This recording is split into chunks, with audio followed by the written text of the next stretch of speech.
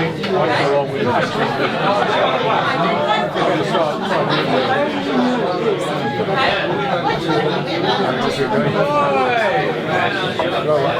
So what's your name? Oh yes, well yes, no. Everybody will do articles because you're Good evening, one and all. Exhausted, please. Give me the moonlight. There you are. 6 o'clock. I had a phone call from Gary. He says, "Will you put my apologies in?" And I thought, bloody hell, I've been apologising for Gary for the last 30 odd years. No, he's had to go to Wellington to a meeting, and the plane that he was booked on was a later one, but he said he'd get to the airport and see if he could get the earlier one, so he might be here. I just said, don't bother, we'll have a good meeting. Here.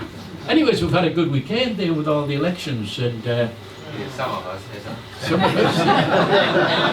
Congratulations to new councillors. Have we got any here tonight?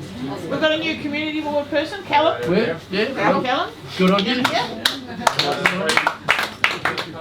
Any ones that's lost their positions? Excellent.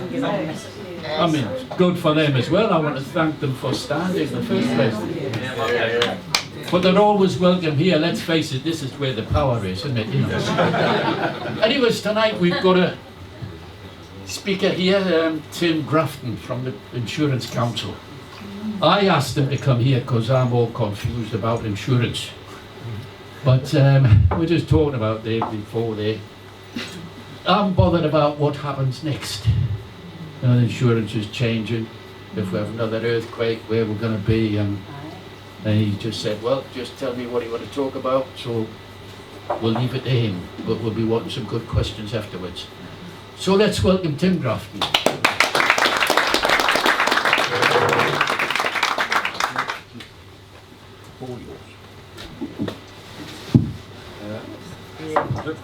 Thanks, John. You all hear me all right at the back there? Just set it up a little bit. You hear me all right at the back there? Yeah, that's good. Right. So, yeah, John asked me probably about 3 months ago to come down here and join one of your meetings, and I'm not really clear as to what you want me to talk about. I will talk about insurance, and I'll talk about some of the things that are happening in the insurance world, but I won't talk for too long, and if I am talking for too long, just tell me to shut up and ask the questions that you want. So, and maybe if I can answer your questions, then somehow we'll be explaining insurance, because otherwise I'll just head down the track and talk for a while. There's no slides or anything, so if you're expecting a movie show or anything, you're not going to get that, you're just going to get this voice. So what I thought I'd talk about is a tale of two cities, and one's Wellington and one's Christchurch. And I thought I'd also talk about what you hear about a lot in the media, which is they call risk-based pricing, and what does that mean, and where is that heading? And through all of that, somehow try and make some sense of some of the insurance issues that are bubbling around, but very happy to take any questions on issues if I'm off track and these are of no interest to you. So in terms of the tale of two cities, Can you speak up? Can you speak up? Right into the microphone. yeah, okay, right. In terms of the tale of two cities, looking at Wellington and looking at Christchurch, a few months ago, and you've probably seen it in the media, there's been a lot of questions raised about the price of insurance in Wellington and how it's gone up very, very steeply over the last year or two. And of course it led to the former mayor of Wellington, who established a task force to look at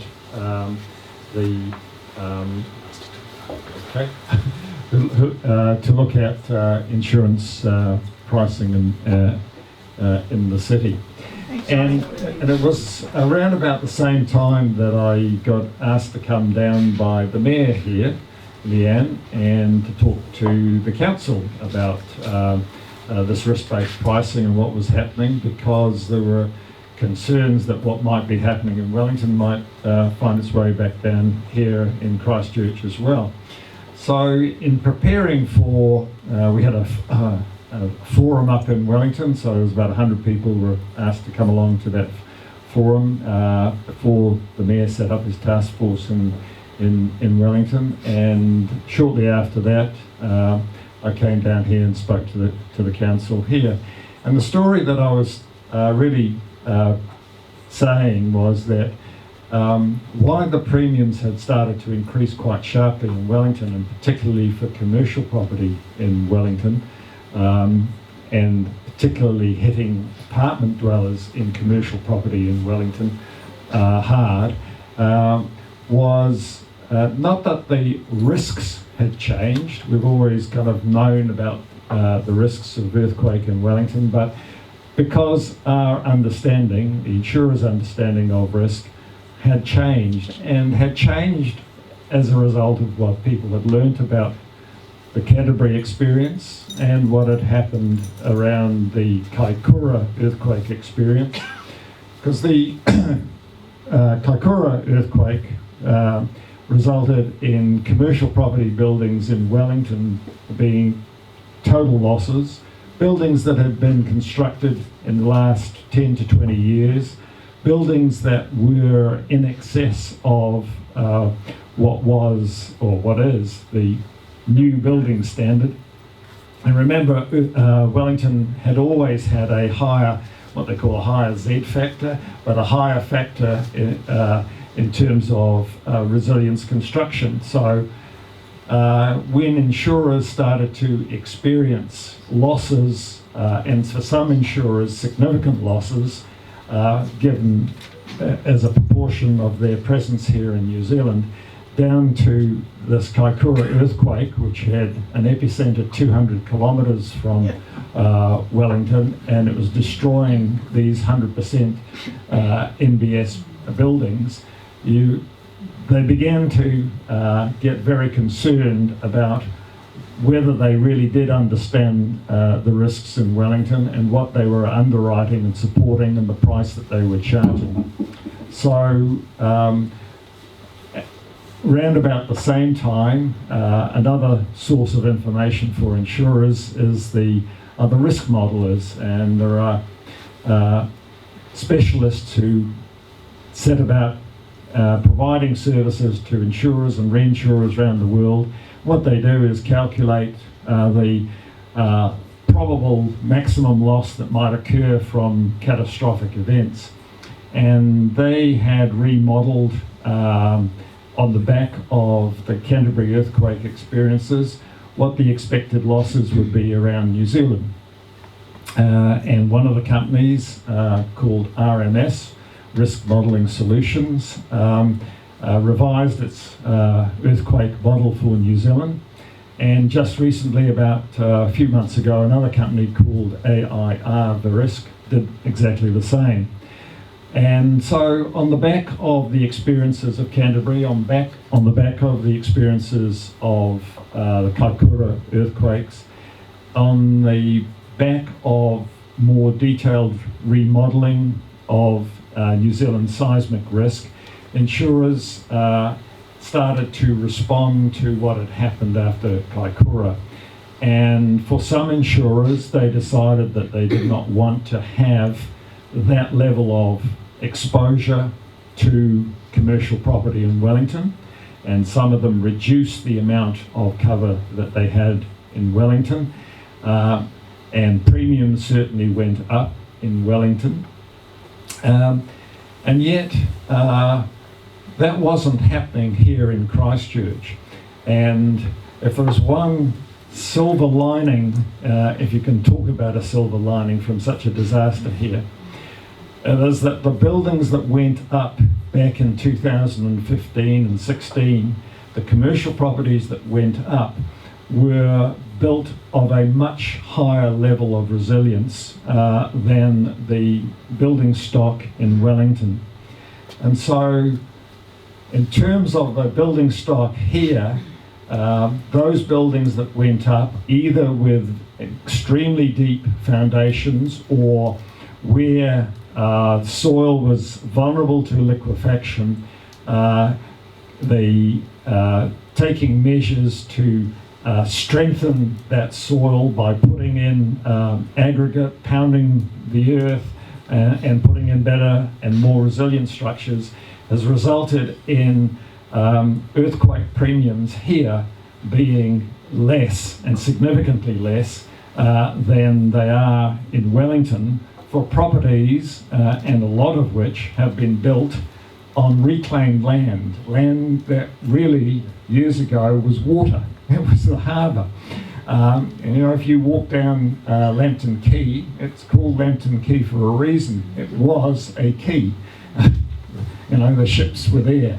And you can see where the water line was, and we have multi-storey buildings strewn around the city that have been built in those locations, and basically on soft soils. So we've got a situation in Wellington where we have higher premiums. Here in Christchurch, the story is, even though this is still regarded as a higher risk earthquake zone, say relative to the Waikato or Auckland, although we can have a big quake anywhere in New Zealand, the fact of the matter is that we have got more resilient structure here, and that is a good thing for insurance support for the city. So when it comes back to looking to Wellington for the future, what we have is kind of two competing issues. One is, how do we send and encourage the signals for building more resilient structures in the future so that we have good buildings in Wellington? And how do we deal with the acute problem of affordability of insurance for people who can't afford their insurance premiums when they've gone up so high? And it's a very tricky balance to get right. Clearly, in terms of the future flow of construction, there are some very obvious ways in which you can start to address that. You can look at those new building standards and start to change them so that we're not just looking at a life risk, which is essentially what the new building standards are set at, to reflect the probability of loss of life, and start to, well, retain that, but add to that the important level of resilience so that we have structures that don't have a great deal of additional cost, but also are more resilient. And the beauty of doing that, of course, is that you get a situation where those buildings can have their lower premiums over time. Those are the buildings that will encourage people to want to occupy those buildings. So if you're lucky enough to be a developer with $100 million in your back pocket, not that any of us do, but if those are the people making those decisions, then if they can have the confidence to make decisions where they know they are going to be able to attract people into those buildings, they know that over time that you can make savings in terms of the premiums that could be paid out in less resilient structures, then you're going to have that confidence to build a city, build in Wellington, and so that the city can thrive. You've also got to decide where you build, and as well as how you build. And we know that in Wellington, that we're going to have a population of another 30 to 50,000 to house over the next few decades. And that will require more denser housing, and that's going to happen in every major city in New Zealand, that there'll be a greater concentration of people in apartments. And one of the problems about the apartment situation is they are not, if you're an apartment dweller, you are not treated in the same way as somebody who is an owner-occupier of a standalone house. When they created the EQC Act, that was done in the days of just thinking about standalone houses. It wasn't designed for apartment dwellers. And here's the difference, and this is where the inequity comes in for people. When you buy a fire insurance for your house, your standalone house, you are buying what's called all perils cover. It will cover you for fire, it will cover you for damage to your house, it will cover you for earthquakes, etc., etc., etc. And typically you'll pay an excess, that's the amount you pay up front before either EQC or insurance kicks in, which may be for EQC the first $1,000, or for your excess with respect to your private insurance. In some instances it may be as high as $5,000, but that will be a very, very small amount compared to the situation that the apartment dweller faces. Because when you are living in an apartment, you are in what, from an insurer's perspective, is a very complex risk. You've got 50 to 100 people living in there. So you're not dealing with one family, you're dealing with 50 to 100 different people. You're dealing with things that can go wrong in one apartment affecting lots of other apartments. You're dealing with a very much larger value structure. So you're dealing with something that is typically provided provided insurance cover through a corporate policy, a company, a corporate policy, as opposed to a domestic policy, if you like. So in providing that policy, when you buy your fire insurance cover for these structures, you do not get the all perils cover. You have to buy earthquake cover separately for that property. And that earthquake cover is covered from the losses from the ground up.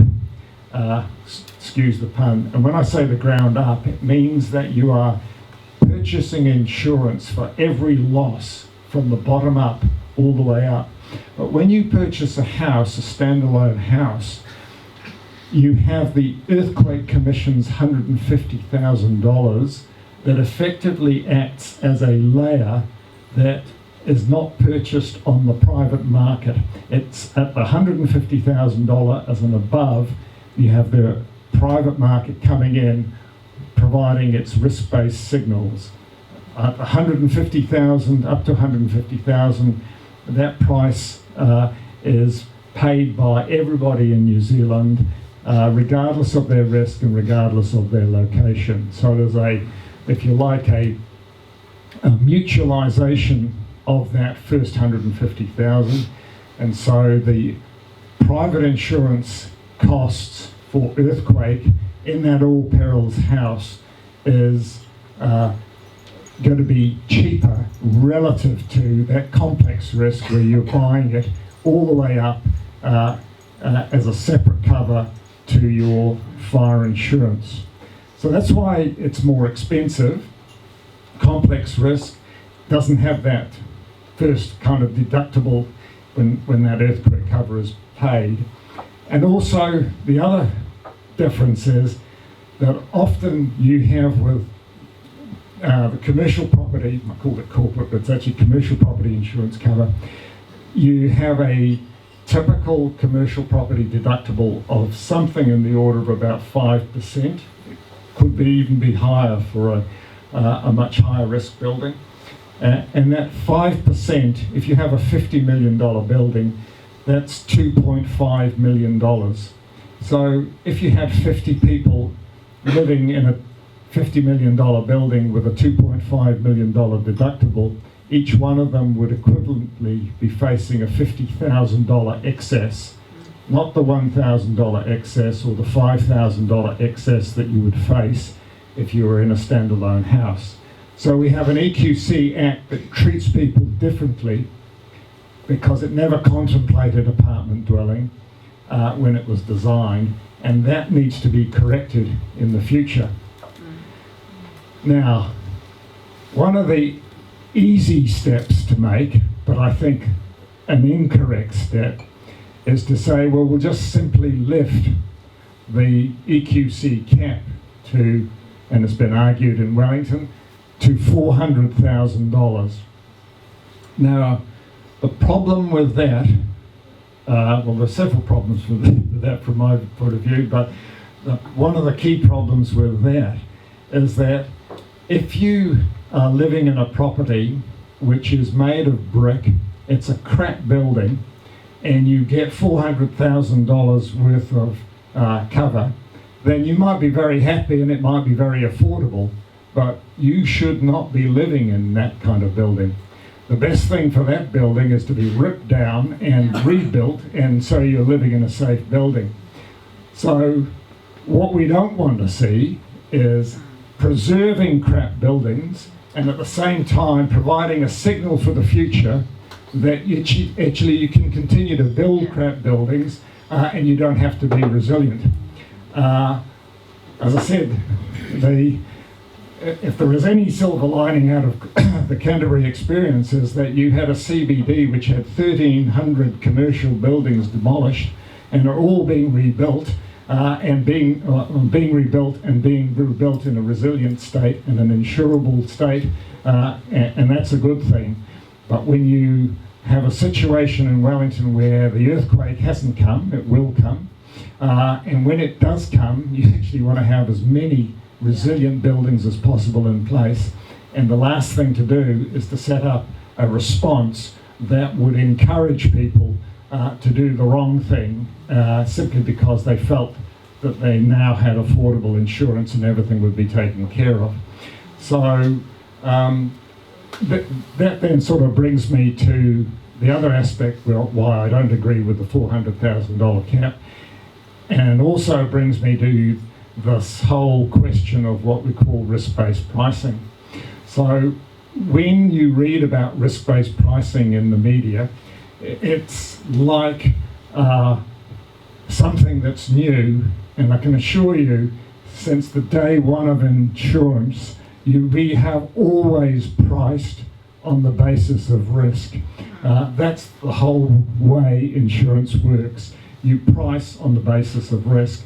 What is happening is that, and will increasingly happen when you look at climate change issues, you look at earthquake issues, that as more and more science and information becomes available, insurers and so should engineers, local councils, central government, all be mindful of the science that informs good decision making. Will be looking to inform their understanding of risk around the increased level of knowledge that comes on track. And so we have, as I said before, a better understanding of risk as a result of Canterbury, Kaikoura, and some of the more recent modelling. And so we will have, as we look in the years ahead with risk-based pricing, that is more granular pricing based on more information about ever more granular levels of property. So instead of looking at a broad swathe of 30,000 buildings in a floodplain, there will be in a time in the not too distant future where you can look at every single property and identify for every single property where it lies with respect to the likely probability of flood. We don't have all the information yet on the property in terms of what its finished flood floor level will be, but increasingly the information about the vulnerability of property will mean that there will be more targeted premiums that reflect the risks of individual properties over time. People might say, well, hell, that's scary because that means I might become uninsurable. What it does, though, is instead of treating 20,000 or 30,000, whatever the figure I used, properties exactly the same and say, well, we don't know enough about you, but we're going to charge you a risk weighting because we think you're all likely to flood, then everybody's paying the same. It may be of that 30,000, that 10,000 aren't going to flood because actually the elevations are higher, the finished floor levels are higher. There might be another 10,000 that will flood in the blue moon, and then there may be 10,000 that are going to flood fairly frequently. And I think people need and want to know whether they are in properties that will flood or not.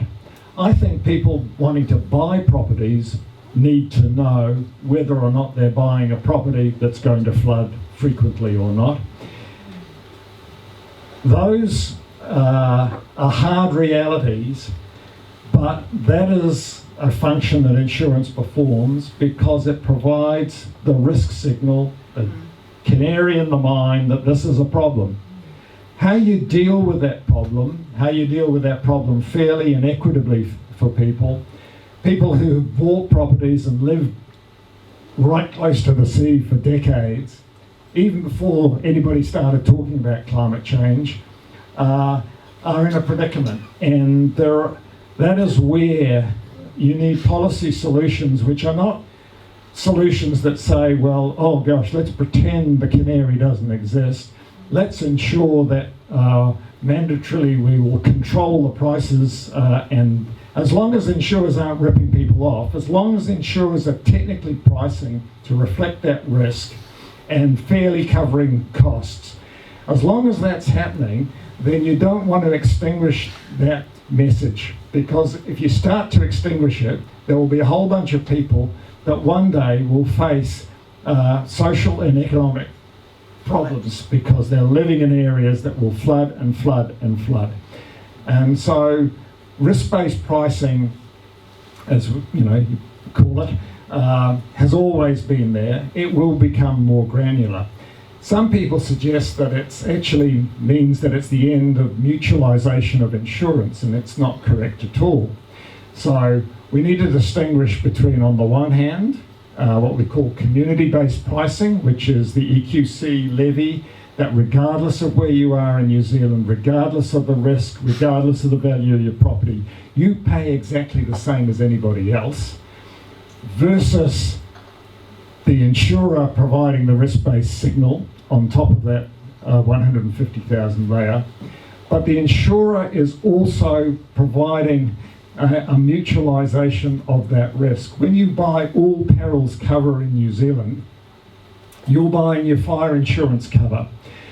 The person in Wellington versus the person in Auckland who may face lower seismic risk is still providing the mutual cover for the fire risk around the country. And indeed, even the person who's bought their fire insurance in Auckland and is covered for earthquake also has an earthquake rating as well. It just happens that that earthquake rating is a lot lower than it is for someone in Wellington. The volcanic risk, which is rarer, but would be slightly higher up there. But it's a combination of all those elements around that all perils cover that's in place that does make it a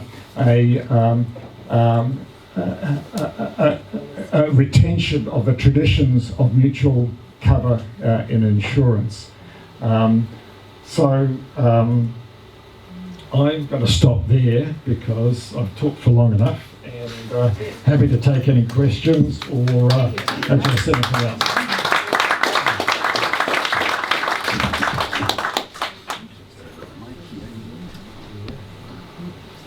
Actually, I'm not sure if I said before, did I tell you Tim is the CEO of the Insurance Council? Hey, can you? He's younger than me, he can whip around with this. Actually, that's why I don't need insurance. An old man like me, you look after me, don't you? Questions? Well, I don't think I'll need that. Yeah, Come on. You do. Thanks for that presentation, Tim. Use the mic, please. Sorry, thanks for that. Thanks for that presentation, Tim. Most interesting. When you're talking about climate change, you're talking about CO2. Carry on. I'm talking about a lot of things. Okay. Understood. But I'm referring to your website here, and you're predicting, and with a high level of confidence, that sea levels will rise, where is it here, to the tune of 200 to 300 millimetre in 10 years, with a high level of confidence. I don't. I haven't finished, thank you. The current sea level rise is 2.5 millimetre a year globally. You're predicting that over the next 20 years it's going to be 4 times or 6 times that amount. The only question I've got is, where the hell's the water coming from? And why do you, along with other people, use the IPCC RCP 8.5 scenario? Is it purely because it's the worst case scenario and there is nothing to support it? Well, I disagree with your dismissal of the IPCC. We rely on the best science that we know that's available. We're not experts, we're not scientists, so we draw on their conclusions. Don't think our website actually says in 10 years' time that's going to occur, but if it does... In your own words. In 10 years. Yes. Uh, Sorry, in 10 to 20 years. Oh, 10 to 20 years, Right. right. So it's a multiple of 4 or 6 times the current rate, and there is no increase in the current trend. Well, IAG. Sorry, just hold on. This is what this is what I talked about a couple of weeks ago. I understood, and I looked at it. The Yes. current, we're tracking on 8.5. Sure. We're tracking on 8.5, which means that in 25 years we'll be in Christchurch at 30 centimetres, 30 to 40 centimetres. So in 10 years, I think. I'm talking about globally. Hang on, one question here. He's talking about New Zealand. Yeah, but the water doesn't build up in one place. Yes, it does. Due to wind, yes, due to wind, yes. And the point I'm making, and I won't, because it's pointless, and yes, I've seen your presentation, and I've studied this subject for many years myself, so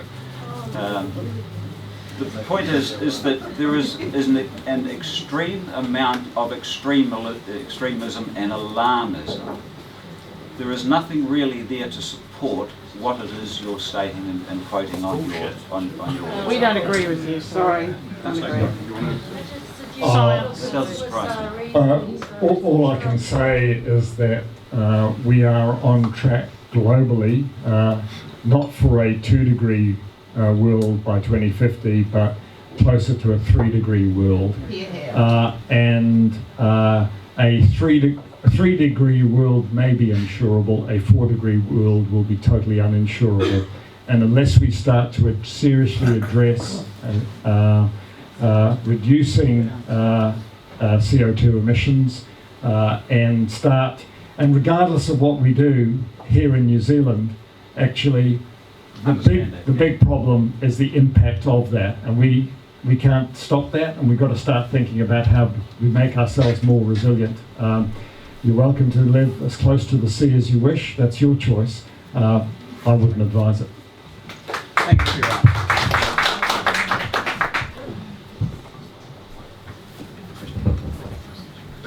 Yes. May I come back to Christchurch? Is insurance being differentiated at the moment between pre-earthquake houses and post-earthquake houses? You talk about the standards that have been imposed on us post the earthquake, MBS, etc. Is the insurance industry at the moment taking notice to that, and is there differential pricing? There will be differential pricing definitely around commercial property. In terms of houses, typically what insurers are doing are insuring several thousand or tens of thousands of houses here in Christchurch, and under that depending on the location potentially of some of the properties, there will be some broad differential pricing. But in terms of getting down to the level of granularity I was talking about before, I suspect not, though one or two insurers are moving in that direction. So we have seen one insurer last year that went to a very strong risk-based approach and saw some individual houses in Wellington in particular, I'm not sure of the particularities of here in Christchurch, where some very significant premium increases occurred. Also, there were decreases in Auckland in compensation. It wasn't as if it was pocketing the money, it was a redistribution of that risk-based pricing. But I think over time, as I said, there will be more granular information that will lead to that.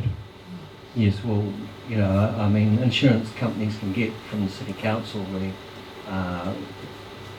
floor levels of all the houses that were built post the earthquakes, if not before. So that information is available, isn't it? Yeah, it is. It's just that when the insurance companies reinsure themselves, they do that on what's called a treaty basis. That's not, they may go to market with 300,000 houses and be selling it at a layer above that. So getting down to that level of granularity will differ from insurer to insurer. And as I said, some are using information to make those calls. And I think over time that is more likely to occur. Thank you. May I ask another question? No, you may not. Kia ora. You commented that at some point of climate change, the environment becomes almost uninsurable. And in answer to the previous questioner, it seems like every time we look at the recalculation of all of the parameters of sea level, of temperature, of CO2 levels and everything, they seem to be tracking up at the highest levels. And I guess my sort of question is, at what point do we really address the elephant in the room? One of the problems for rational planning and removal of the incredible complexities of dealing with insurability is private property rights.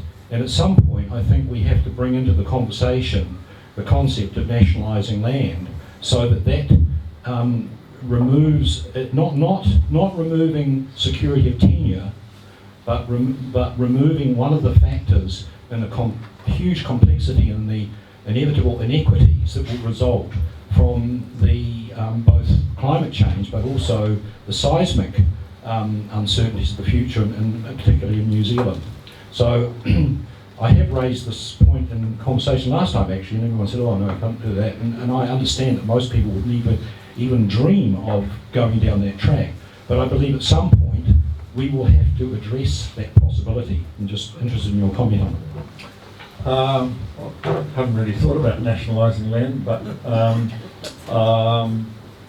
I think what we will see sort of a market response onto a nationalisation proposal is that we will see reaction from the banking sector in terms of their preparedness to provide loans, and for the term of their loan to change from offering a 30-year term to offering 5 or 10-year terms.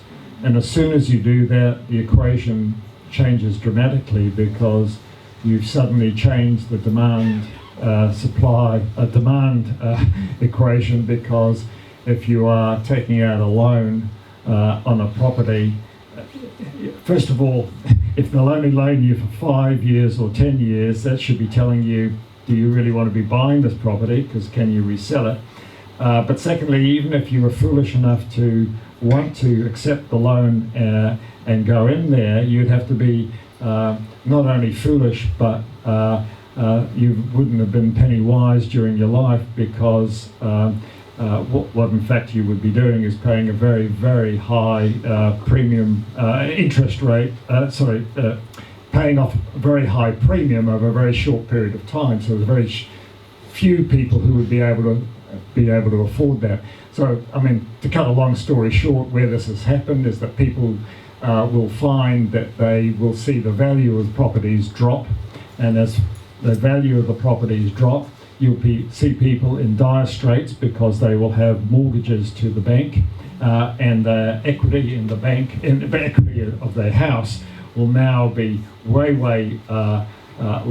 lower, and they'll be in really significant hardship. So that's why we need to start looking at how do we identify the most vulnerable properties, and how do we address that situation, whether it's with retreat or some kind of way in which we can, address those issues. So nationalisation, I don't know, it's a big policy issue. Where are the boundaries? All of that stuff. Don't know.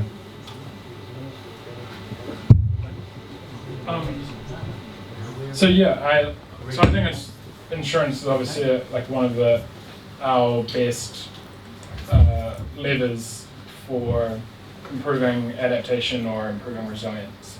But I guess one of my biggest concerns is what Colin and you have just raised.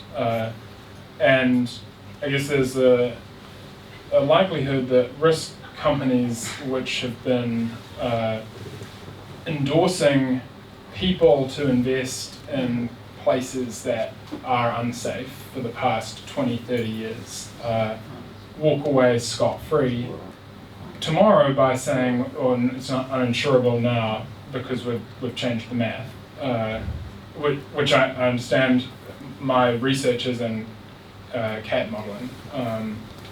But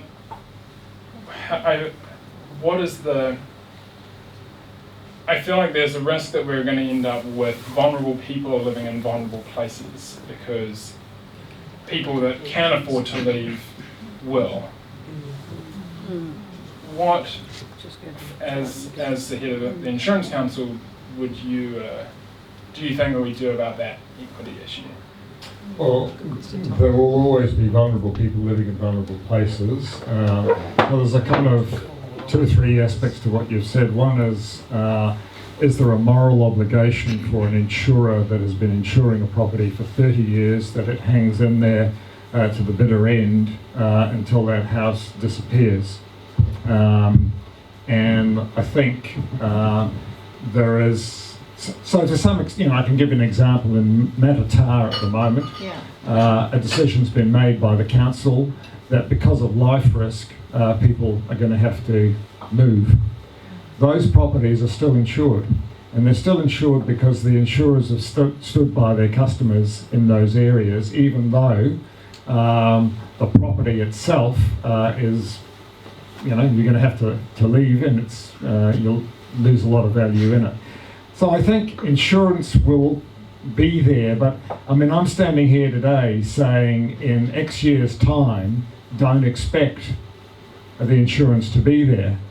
That's a message that's just as much one for the individual property owner as the state or the local councils that have it in their power to make decisions now to address those issues. And if the answer is, oh no, keep on, you've got a moral obligation, keep on, we will not be addressing the fundamental problem. And I think that's more important to do than to say the moral obligation needs to be in perpetuity until somebody can no longer be there.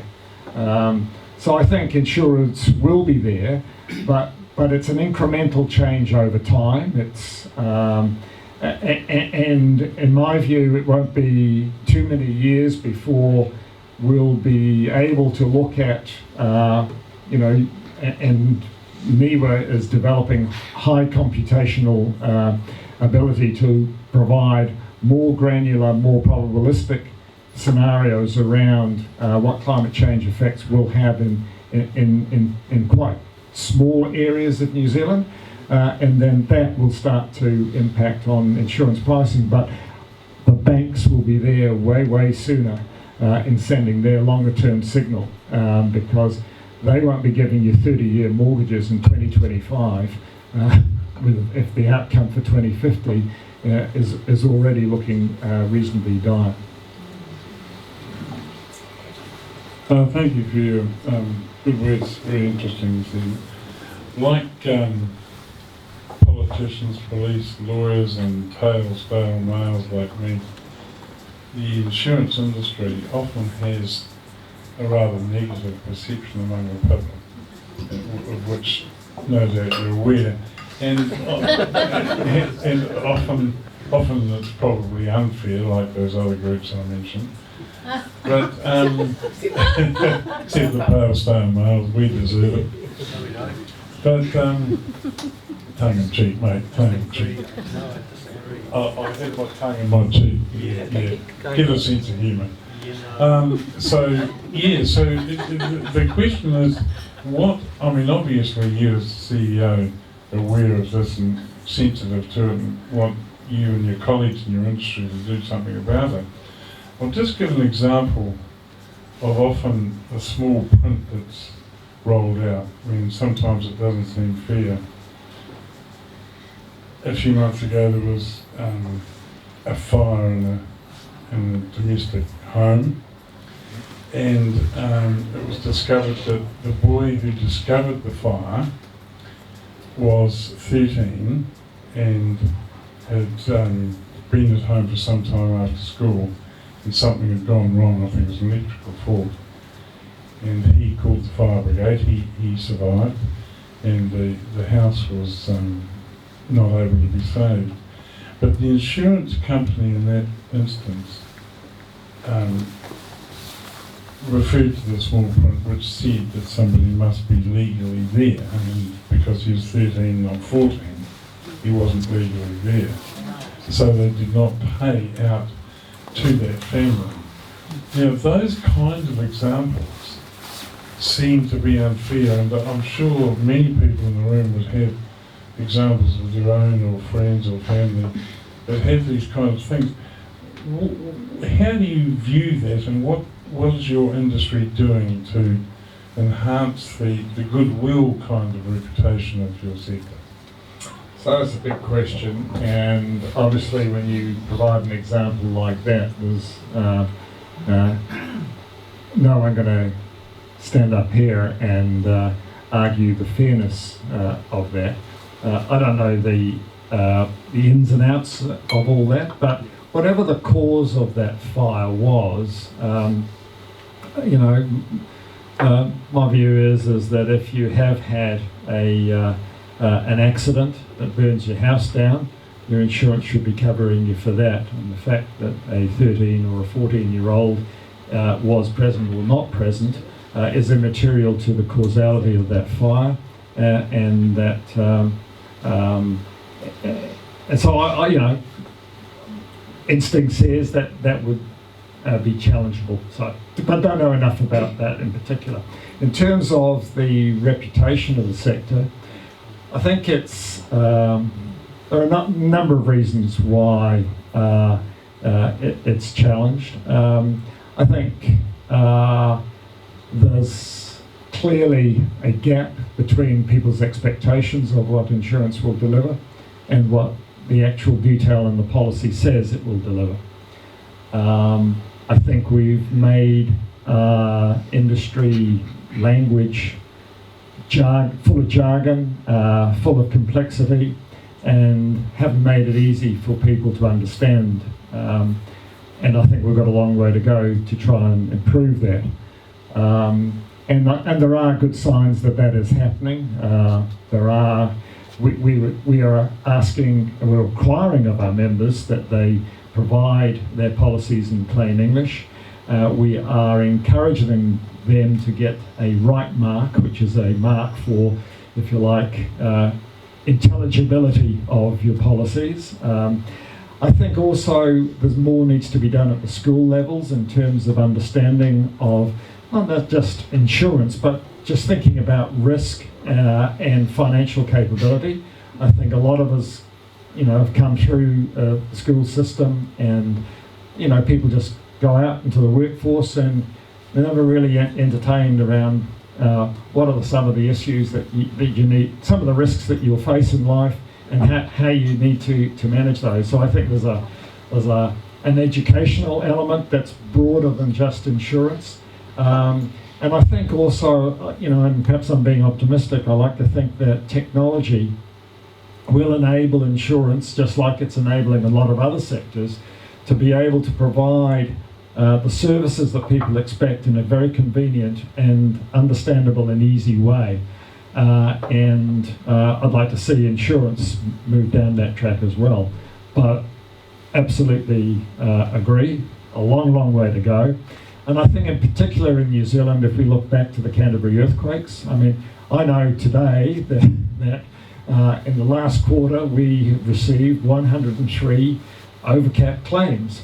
That is 9 years after the first event. And I could talk for a while on what the future should be, should hold in terms of how you deal with claims in future.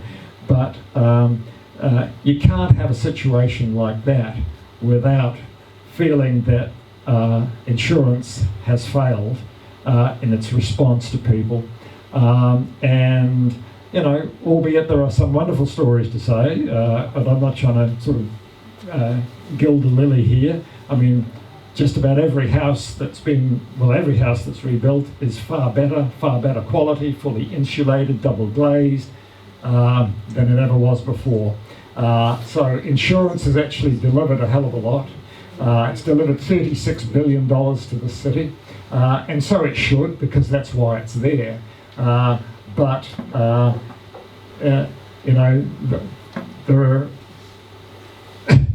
the stories are littered with where the failings have been and where people have, been totally distressed, and that's what people tend to remember. So we challenge in that respect as well. So people may judge us as having not done the job we should have done. I think the systems and structures need to change, but that's all foresight and hindsight. But it's not really addressing what happened over the last 9 years, and still continues. So we've got 1, 2, 3, 4, and 5. And we got about 10 minutes left until 7, so we don't have to end on the dot, but the word of the day is concise. You said that the buildings that were built after the earthquake in Christchurch were more resilient. We've been told in recent times that the concreting and concrete and steel in many, 80% I think I read or heard, of these buildings are suspect, and this also occurs for Wellington. I wonder what the insurance industry's response is to that and what might happen as a result. So there's been a lot of media attention recently on a survey that's been done, that's done x-rays of concrete and found where there should have been steel there isn't steel, or where the steel should have been yay thick, it's that thin. For us, if that's telling us that there is a high level of vulnerability that we were unaware of, that is of immense concern. But insurers will want to verify for themselves. So there's a difference between a technician doing an x-ray of concrete and making some observations, and getting an engineer to say, well, actually, what is the impact of what you're seeing? And it's very easy to look at. There will be no doubt instances where there is no steel and there should be steel. So that's of high concern. But if the steel is that thick and it should be that thick, it may be that an engineer would say, well, it didn't reach specifications, but it actually is structurally sound. So it really does require, on the surface evidence that's there, a great deal more exploration of what the impact is, and that hasn't occurred, but no doubt over time will occur. I used to live in a little valley up north where one farmer lost his entire herd to poison, something he could never insure against. So every farmer in the valley gave him a cow. And my question's about community and the role of community alongside insurance. Because when that man asked there about is it cheaper to insure a new house, I thought to myself, oh, we've got a new house. We should be able to shop around for better insurance. But in fact, I challenged myself then and said, it's we have somehow as a community got to come to terms with granity falling into the sea, and just because those people have lived there 40 or 50 years, how are we going to support them? Yeah. So I'm putting alongside insurance and the role of the community and council and whatever to actually address that inequity, if you like, and that it's not just enough for us to look for a better deal for us, but we have to have better ways of doing it. Yeah, no. Agreed. Yeah. Well, that was a comment, Rosemary, but I like that. We build steel structure houses out of solid steel, not lightweight steel, and had 2 in Christchurch and 1 in Kaikoura, which suffered 0 damage. The building code as it is still builds wooden houses to a specification that means that they don't fall down, but they are still will still be severely damaged. What's the insurance council or industry think about houses that are built or buildings that are built out of solid structural steel? Because what we see in Canterbury is still a lot of tilt slab houses, and we all know that concrete doesn't perform very well in movement. Is there a policy where insurance companies look at structuring more sound buildings than timber houses? I think that sort of goes back to a similar answer to a similar question that was asked before about differentiating insurance premiums on structure of property. Because in New Zealand we have this all perils cover, the earthquake risk is a component of it, fire risk is another component of it. So we're covering a whole bunch of risks, and the degree to which you might get a differentiation around a steel structure versus a wooden structure, if you've got an insurer that's willing to look at their portfolios and be quite specific in terms of distinguishing between individual properties, there would be a differential, but how big it is, I don't know.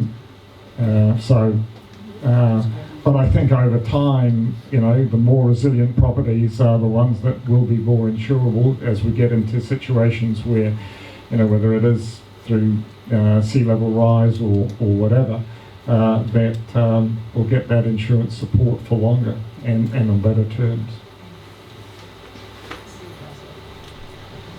My question is just about social policy, and obviously insurance is a commercial policy, and I think that is possibly the confusion there is often probably the source of a lot of resentment sometimes that people feel about insurance failing to come through or something like that. But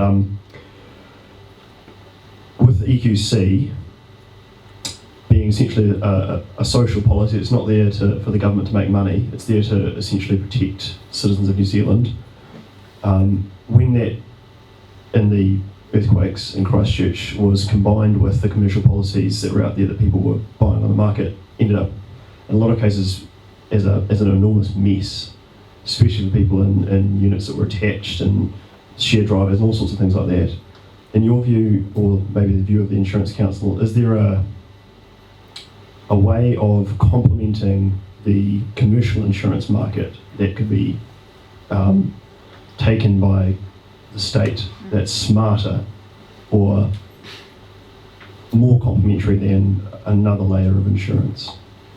So I just want to unpick what you said, because I certainly agree that the response in Christchurch was a mess because we had a dual system operating where we had the EQC managing and settling claims, and then afterwards transferring them on to the insurer.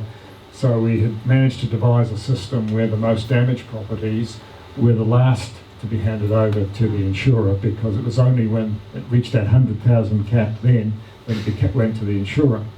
So you certainly in the future would want to devise a system, and in our view, it is a system where you buy your private insurance policy, and that is the policy that responds at a time of an earthquake, not an act of parliament, which nobody in this room will have read. At least if you don't read your policy, at least you've got it at home to know what your rights are. You don't know what the EQC covers and it doesn't cover. So I think first of all, whatever house insurance policy you buy, that is the standard to which the remediation compensation from insurance needs to respond. And secondly, by putting the customer first, the customer wants one entity to deal with, one point of accountability, one point of responsibility for their claim all the way through. It's my view that, and the Insurance Council's view, that the insurer is the one that has the relationship with the customer.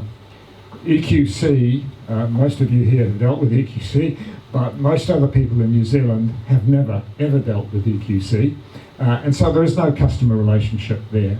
And we are, for all our shortcomings, we are looking to retain customers for the future. So we have a motivation, an incentive to look after the customer and ensure that customer thereafter. So in our view, the management and settlement of all claims should be handed to the private insurer, and done in very much the same way as the private insurer deals with the reinsurers. So what happens is that 70% of all our costs from an earthquake are met by the reinsurers offshore. And what they do is sign a contract and say, go for it, spend our money, but we can audit you at any time we want and give us all your data so we can make sure that things are happening, and we will pay you on receipt within X days. And we think that that same system could operate with the EQC, because the truth is that the EQC is covering all its costs through the same reinsurers. So why would you not have the same system? And these systems operate worldwide. It's not like there's anything new here. The only difference is that currently we don't have a national disaster fund, so the first 1.75 billion is met by the Crown, and then the balance up to 6.2 billion is met by the reinsurance sector. And there I think the problem will lie with the Crown, the Treasury, and what other requirements that they would have that they would object to that kind of system. So that's our view, but they'll have another view as well. Last question. What about the people who don't insure privately? If you don't insure, you... I mean, in that system of you were describing, will the insurance company will deal with the people who haven't insured with them? No. So where do they go? Well, if you don't buy insurance, you don't have uninsured. Sorry, you would be self-insured, or... Well, no, finish answering that. Or have you finished? No. There's many thousands of as is where is houses in Christchurch in all kinds of peculiar conditions. Yes. What does the insurance company think, or the insurance council think should be done to sort all those houses out? Some years ago, we had proposed that there be some database established by the then council to track those properties so that we wouldn't get into a situation where there are lots of as-is, where-is properties that are creating a problem. So it's not like it wasn't foreseen. It was foreseen, but nothing was done. And so, I mean, I think first of all, there's a sort of the advice to anybody purchasing a property in Christchurch is to, ask the basic questions. Did it have earthquake damage? What was the earthquake damage that was incurred?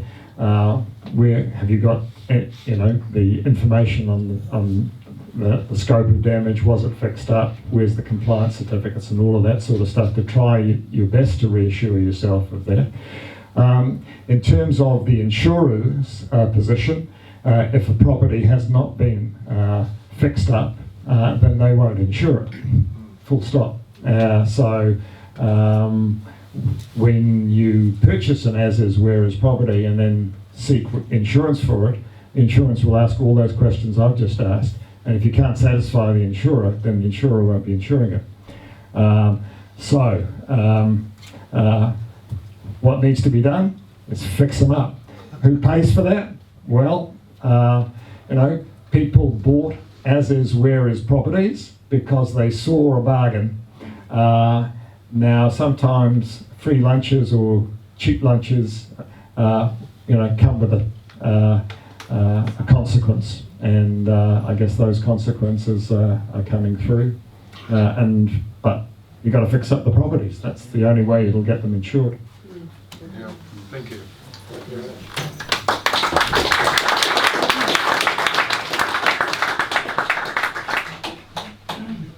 Thank you very much.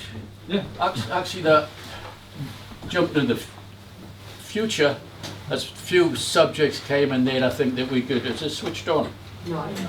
We need a. There's some subjects there. Hello there. That we can use in the future. That's a good one with the as-is, where-is. Yes. I'm an old builder from way back, and there's a lot of them being done up and being sold, and they look great, but I was in them just after the earthquakes and saw what they were like and what's been budged up and all that. As I've been arguing for a long time, there's a hell of a lot of houses in Christchurch where, hey, buying a house here now is a lottery in them cases. So that's maybe the one we should come up against. My friend here about the steel is an old joiner. That'll be a good subject to use in the new year. You and me, we can debate here the benefits of steel and timber, because timber's becoming the thing with all the laminated stuff and all that, and we can build. We'll talk about that. And so sorry, you've just led on to a number of things. Well, hey, thank you for the. It's his card. Thank you. Thank you for coming, and thank you for the questions. It's just helped me because I asked Tim to come here because I know bugger all about insurance, and I'm still not sure, but I know you're going to look after me. So let's give Tim another thank you, and thanks again.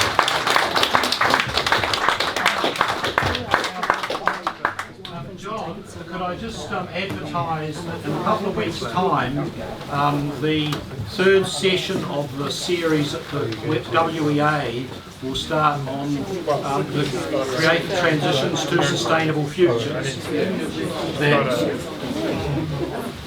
Just to advertise, the third session in the series on creative transitions to sustainable futures will start at the WEA in a couple of weeks' time to address many of the kind of looming crises that we've sort of been discussing here over many weeks, and looking at developing sort of actions and guidelines on how to deal with some of those issues from our perspective. Okay, so a couple of weeks' time at the WEA, you can look up the WEA website to see the details about that. Thank you. All right.